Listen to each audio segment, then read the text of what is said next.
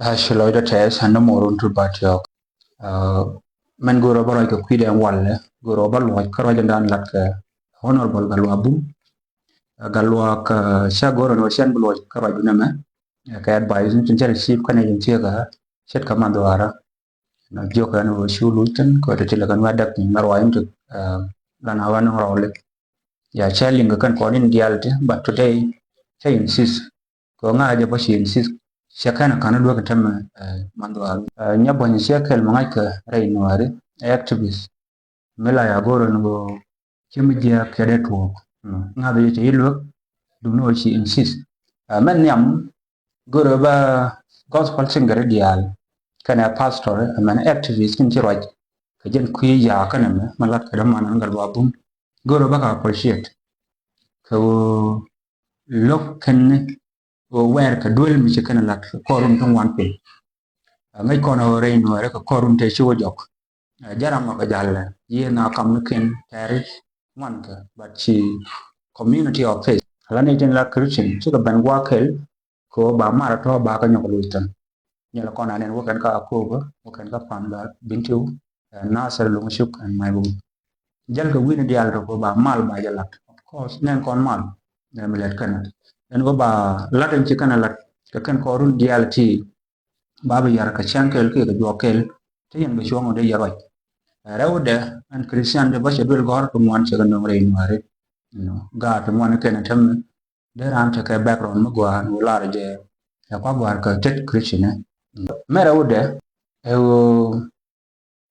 mu ga yen ka jamo en o shikalwa ke ban yal ga me ka chen ga man lui ka no walle qui ya ka man chanen me je chop ka ya la ya goro be ran me la de qui ya ka be lat ta lu ku ne tung wan tan ti nga da yem ti ka lo ta ke che jon chen da ba ke wai ne to lo ko nyam me ba ba jon ji ba ba jon ngat ka no ye shu me she ko ki she kat ko cha ku ne ka chek misal me re magdal la ku ne cha pot ka kan nan ka ne ku ne mo Emeri ma gwen ke Yesu.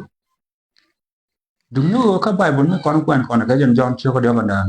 Yesu kwa invite ni kwa kwen. Milo no chai de invite kwa kwen do. Dara sham sep cheka long. Ka Yesu me kwa invite ka je. Wo man special guest kwa kwen mo. Mi cha chwalten. Shu kul wa Yesu gore ye ban kwa kwen. Ka take a miracle mo gore bigare ye balat. En chwa kwa, min chwa piu ya kwa. En mo me char ka ji baba John ngas kana wi ko kor ni point bible chi kana kwana long chi kana ngas point bible me te kone mi chi galwa bo cha ga John de la ni je ni ko kan te chale jin nadari na to bos ka ka awu mi chale rap shaul wut ling lit mi ngas en wo wi mo na me ta ni man balat re ni da na chi man galwa ka ler kon en wo yen la de widun arian mi chena mo chena ngas de galwa de la gan mari me gwar I believe in what a gun what wanted to Christian like a galwak can they go tangan ka scientist ne kami jan we more under den percentage in dillion we more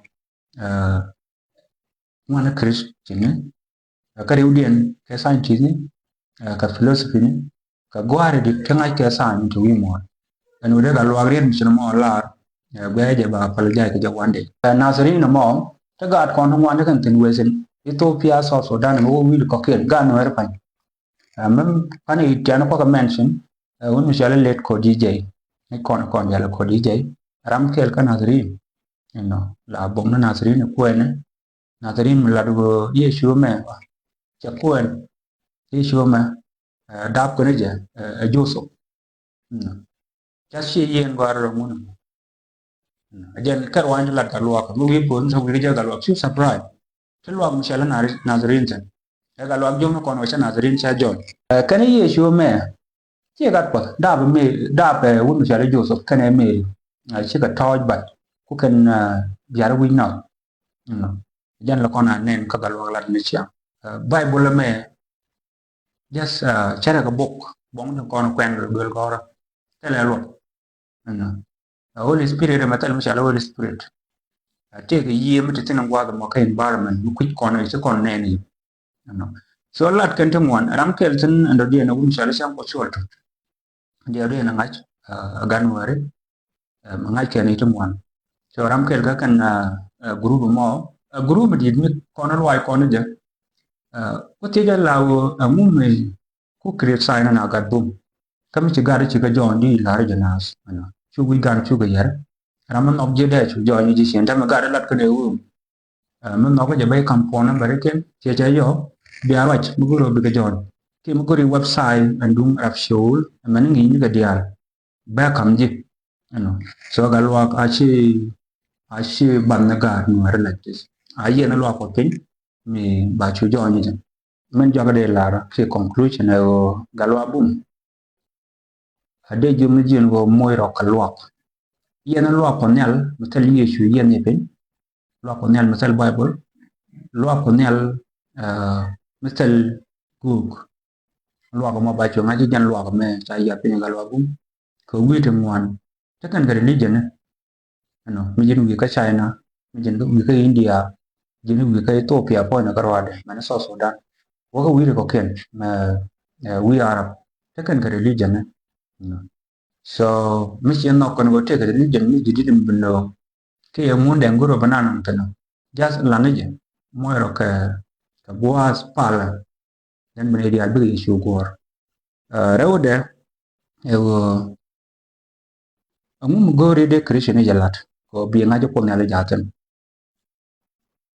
angum gori heno de lat ko na bo shi jidit te tin ka story ni ka bible ka ko ni tin ngak bible no te ka gwasti na te no yene te ma pale no ko nale la to ba jo jo wala la ngwa la ka lat ke te ba jo chen go ne te lat kan ma lat kan to ke chi to te examination ma lat ka la ngwa la ka examine so no mo gori nya jende la to lare christian ne no go ti yen ka ye shudu no mo bible lun go ku no ka to ba nga chi shana malel ne man kel manchen no ke ko in boko ja ba nga shana mo